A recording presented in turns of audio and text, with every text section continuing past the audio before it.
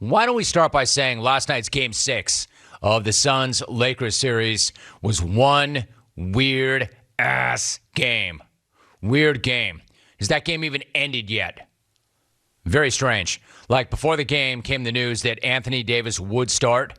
Makes sense. It's an elimination game. You might as well throw everything you have at that game. And you have to assume that AD had heard some of the noise. Some of the noise about him and what he had within him. So you had to know that he was going to give it a shot. And he did. And within seconds of the start of that game, it was pretty clear that that was not going to happen. That was not going to work.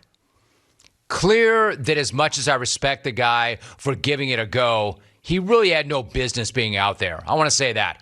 I understand why he did it. I respect that he did it. He probably felt some pressure to do it. But if you were watching him even in warm-ups, you knew that was not going to work.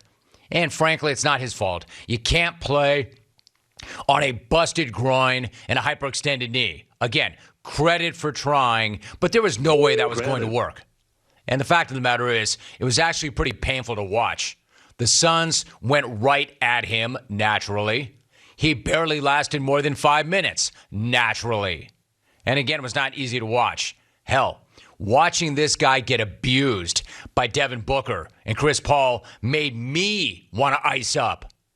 I needed the ice. Ice. And the ibuprofen. Ibuprofen. Just watching this guy limp up and down the floor from the comfort of my home office. I was reaching for the ice. So, if you had the under on the 6 minutes proposition bet for how long AD was going to last, then you cashed that ticket. If you saw him warm up, you knew he had no shot. It was already over before the game even started. They made it official about 5 minutes after the ball went up. So he gave it a go. And again, I want to say I respect that. I just wonder how much of that was about his fire within and wanting to be there for his teammates. I'm not saying that's not the case.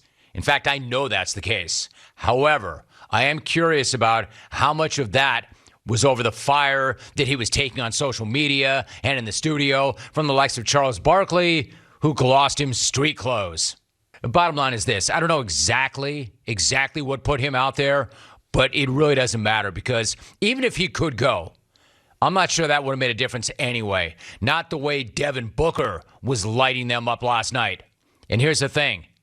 It didn't really matter because Book was getting his early and often. Devin, Armani, Booker. His career high for threes was 6. He had 6 in the first quarter last night. My man's a shark. This guy could have played 1-on-5, and the Lakers still couldn't have done a damn thing to slow him down. Not the way he was shooting it. I mean, the dude just could not miss. Literally. He was 6 of 6 from 3. And not only was he not missing, I'm not even sure that he was touching the rim. He was barely moving the net. It was comical. Actually, it was stupid. And it was clinical. And it was incredible. He had 17 straight in the first quarter. Again, remember when some fools thought that guy was he was the classic guy in the good stats, bad team category? Remember that? Yeah, well, that take was dumb then, and it's even dumber right now because there he was last night lighting up the defending champs on the road in a closeout game. I said last night, I'll say it again right now, Devin Booker is a superstar. Fact. Here's another thing worth pointing out about Booker. Yes, he played for some bad Phoenix teams over the years. He could have fought his way out of there and forced his way onto a better team, but he didn't do that. Now he's leading that team into the second round, and he's only 24. So if you're going to be inspired by Kobe and you're going to get ink of his message to you, be legendary, then you better live up to it. And last night he did just that. This guy had 22 in the first quarter. Tied the most points scored in a playoff first quarter in the last 25 years. That record was set earlier, a few hours, in fact, earlier, by Michael Porter Jr. So what I'm saying is there is a truckload of crazy young talent. When guys like LeBron and Steph do eventually move on, the league is in really, really good hands. And while Booker was lighting things up, the Lakers looked absolutely lost on offense and defense. Even worse, the Lakers, to me, they looked disinterested.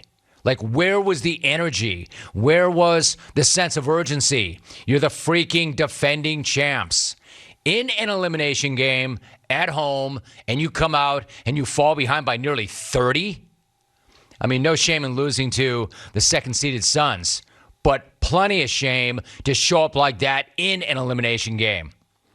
Again, I tweeted last night, they were in garbage time. It looked like Devin Booker was playing 5 randos in a lunchtime run at the Y. And that first half was so brutal. It looked like the Lakers were just looking to spin clock and then hit the beach. It looked like they had plenty of places that they wanted to be, but Staples was not one of them. They had 14 points in the first quarter total. Devin Booker didn't just outscore them in the first quarter, he lapped them in the first quarter. And the second was not much better for the Lakers. Again, at one point they were down 29. 29. But credit to them, just when I thought they were going to start breaking huddles with Cancun, just when I thought that they would have gone into halftime to clean out their lockers, they did come out. They had some energy. They had some effort in the third. They ramped it up on both ends. They started to get the occasional stop. They made a little run. LeBron was all of a sudden up and down the court. Wes Matthews was hitting the floor for loose balls, battling under the rim. KCP found some energy and was hitting shots. And for a moment, the fans were actually back in that game. It felt like an actual playoff game for a minute. The Lakers kept chipping away. But then the second half did underline something I want to say about the Suns. They're not just good, they're tough. They're mentally tough because every single time the Lakers did make a run or the Lakers cut that lead to single digits, the Suns would hit a three. Booker, Cam Johnson, Jay Crowder, they just kept on doing it. What I'm saying is there was no way the Suns were going to allow for a Game 7. I love the way that roster is constructed. I love their young talent. I love their veteran experience. I love their collective grit. And I love their head coach, Monty Williams. Remember, it's not that long ago that the Suns looked like they were melting down. Remember? They were down 2-1. They had lost 2 straight in the series. Booker and Crowder got ejected at the end of Game 3. Chris Paul was all busted up.